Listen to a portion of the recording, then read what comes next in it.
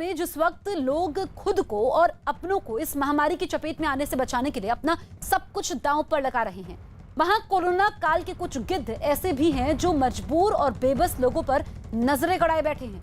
ऐसा ही एक किस्सा सामने आया गाजियाबाद से। यहाँ एक गैंग कोरोना पीड़ित मरीजों को बड़े अस्पतालों में बेड दिलाने और भर्ती करवाने के नाम पर लाखों रुपए की ठगी कर चुका है।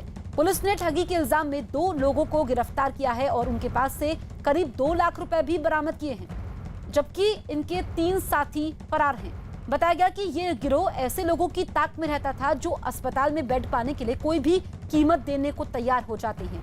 ये लोग मरीज के रिश्तेदार से अपने खाते में रुपए ट्रांसफर करवा देता है और फिर लापता हो जाता था। पुलिस फिलहाल इनके शिकार हुए लोगों का पता लगा रही है।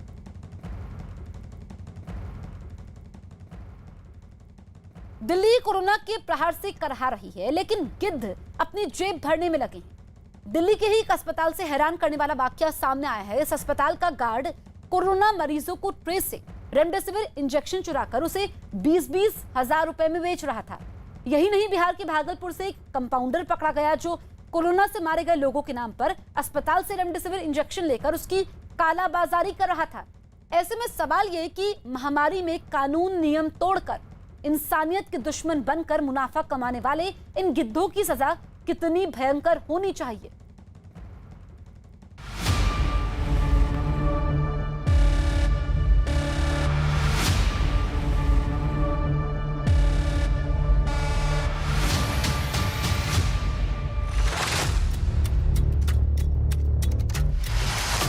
इंसान ही इंसान का दुश्मन बन जाए तो क्या होगा? महामारी के इस दौर में भी इंसान अगर स्वार्थी बन जाए तो क्या होगा? जब समाज को एक दूसरे के साथ की जरूरत हो लेकिन लोग मुनाफा कमाने की होड़ में जुट जाएं तो क्या होगा? हाहाकार मचेगा, जरूरी सामान की किल्लत होगी, सरकारों की कोशिशें नाकाम होंगी। तो फिलहाल हिंदुस्तान में कुछ ऐसा ही होता नजर आ रहा है। कोरोना काल के गिद्ध एक्टिव हो गए हैं और लोगों को नोच रहे हैं। तस्वीरें पटना की हैं। यहां के गांधी मैदान स्थित एक निजी अस्पताल में आर्थिक अपराध इकाई की छापेमारी चल रही है। आर्थिक अपराध इकाई को इस बात की सूचना मिली थी कि जीवन रक्षक दवाइयां यहां मरीजों को ब्लैक में बेची जा रही हैं। उसी के बाद आर्थिक अपराध इकाई ने गांधी मैदान पुलिस के साथ यहां छापेमारी की। अस्पताल से जीवन रक्षक दवाइयां भी बरामद की गई हैं। यही नहीं, 2 लोगों को हिरासत में लिया गया है और उनसे पूछताछ की जा रही है।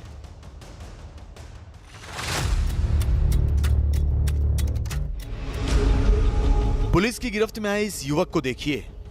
दरअसल ये एक कंपाउंडर है, यानी फ्रंट लाइन वर्कर।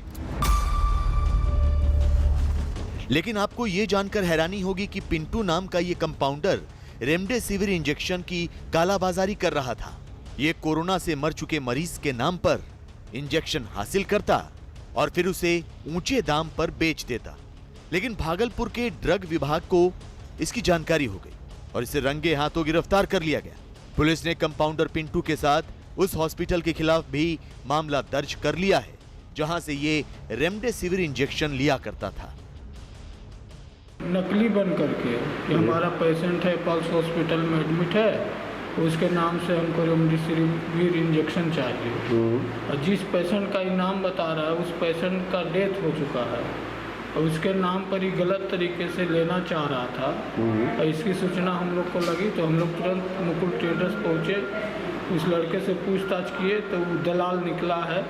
उस पर हम लोग यहाँ कोतवाली थाना में FIR कर रहे हैं।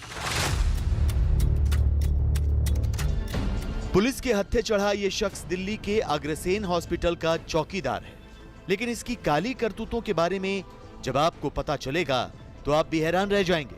दरअसल प्रहलाद कुमार नाम का ये चौकीदार अग्रसेन हॉस्पिटल से रेमडेसिविर इंजेक्शन चुराता था और फिर उसे ऊंचे दाम पर बेच देता था। दिल्ली पुलिस के मुताबिक आरोपी प्रहलाद कुमार रोहिणी के अग्रसेन इंटरनेशनल हॉस्पिटल में पिछले 2 साल से गार्ड की नौकरी कर रहा था। कोरोना महामारी के दौरान इसकी ड्यूटी कोविड वार्ड में लगी थी। इसी दौरान इसने इंजेक्शन चुराने का धंधा शुरू किया। जब पेशेंट सो जाते थे तो ये उनके ट्रे से इंजेक्शन निकाल लेता था। इसके बारे में जानकारी मिली तो पुलिस ने नकली कस्टमर बनकर इसे जाल में फंसाया। प्रहलाद कुमार ने एक इंजेक्शन की कीमत 20,000 रुपए मांगी, जबकि उस इंजेक्शन की कीमत 3,500 रुपए ही है। पुलिस ने प्रहलाद को गिरफ्तार कर लिया और उसके पास से 3 इंजेक्शन बरामद किए। आरोपी प्रहलाद के पास से एक मोटरसाइकिल भी पुलिस की टीम ने जब्त की है।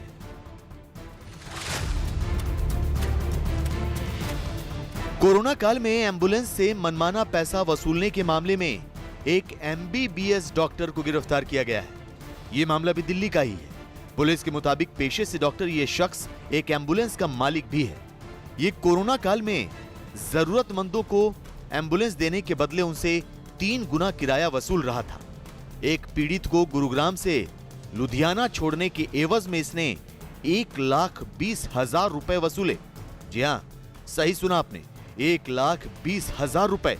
अब आप ही सोचिए, क्या इस जैसा शख्स डॉक्टर कहलाने के लायक है? कोरोना काल में कुछ लोग जरूरी दवाइयों, ऑक्सीजन सिलेंडर और इंजेक्शन की कालाबाजारी कर रहे हैं, तो कुछ ऐसे भी हैं जो कोविड की फर्जी रिपोर्ट तैयार करने का काम कर रहे हैं। ऐसे ही एक गिरोह का मुंबई के काला चौकी इलाके में भंडाफोड़ हुआ। दरअसल स्वामी पैथोलॉजी नाम की इस लैब में बिना स्वैब लिए ही कोविड रिपोर्ट बनाई जा रही थी। इस मामले में पुलिस ने कार्रवाई करते हुए एक आरोपी को गिरफ्तार किया है, तो लैब से एक मोबाइल, कंप्यूटर और 2 कोविड की फर्जी रिपोर्ट जब्त की है। ऐसे ही लोगों से आज पूरा देश पनाह मांग रहा है। ऐसे ही लोगों के खिलाफ आज पूरा देश सख्त कार्रवाई की मांग कर रहा है। और न्यूज़ 18 लगातार संकट काल के ऐसे ही गिद्धों का चेहरा बेनकाब कर रहा है, क्योंकि ये किसी एक के नहीं बल्कि पूरे समाज और समूचे देश के दुश्मन।